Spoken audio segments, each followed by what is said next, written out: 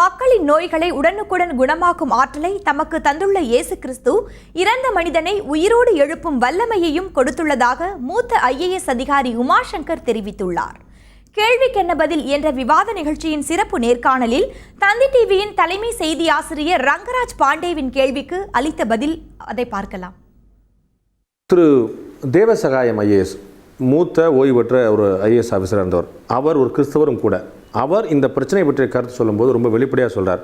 திரு உமாசங்கருடைய செயல்பாடுகள் IAS பதவிக்கும் கிறிஸ்துவர் என்ற பெருமைக்கும் ஒரு இழுக்கு சேர்க்கக்கூடிய விஷயமா இருக்குதுன்னு சொல்லிட்டு நேரடியாக குற்றம் வைக்கிறார். தேவ சகாயம்ங்கிறவருக்கு பைபிளை அவர் படிக்கல, அவர் கிறிஸ்துவருங்கிறதுக்கு அந்த ஒரு எவிடன்ஸ் அவர்கிட்ட இல்லை. ஆமாம், அவர் கிறிஸ்தவரே இல்லை. அவர் பைபிளும் படிக்கலை, அவர் கிறிஸ்தவரும் இல்லை. ஏன்னா பைபிள் என்ன சொல்லுது, கிறிஸ்தவராக இருந்தால் இந்த வல்லமை வெளியில் வரணும்னு இயேசு சொல்லியிருக்காரு. இயேசுவுக்கு மேலே தேவ சகாயம் கிடையாது. உங்களுக்கு ஷாக்கிங்காக நான் உங்களுக்கு சொல்லட்டுமா? இப்போ ஏற்கனவே நிறைய ஷாக், இன்னும் கொஞ்சம் ஷாக் வாங்கிக்கோங்க. 2 வாரத்துக்கு முன்னால் என் ஒய்ஃபோட ஃப்ரெண்டு ஸ்பாண்டிலைட்டிஸ் வியாதி, கழுத்து மடக்க முடியல, டீஜெனரேஷன், ஓன்னு அழுந்தாங்க. தலையில் கை வச்சு ஜெபம் பண்ண டப்புன்னு ஒரு சத்தம் கேட்டுது, அவ்வளோதான். தலையில் கை வச்சு ஃபோன் சொல்லும்போது இயேசுவின் நாமத்தில் போகும்போது டப்புன்னு சுகம் ஆச்சு. கழுத்து எல்லா ரெக்கார்டெல்லாம் இருக்குது, சரியாக போச்சு. இப்போ உங்களுக்கு பெரிய ஷாக் ஒன்று தரேன்.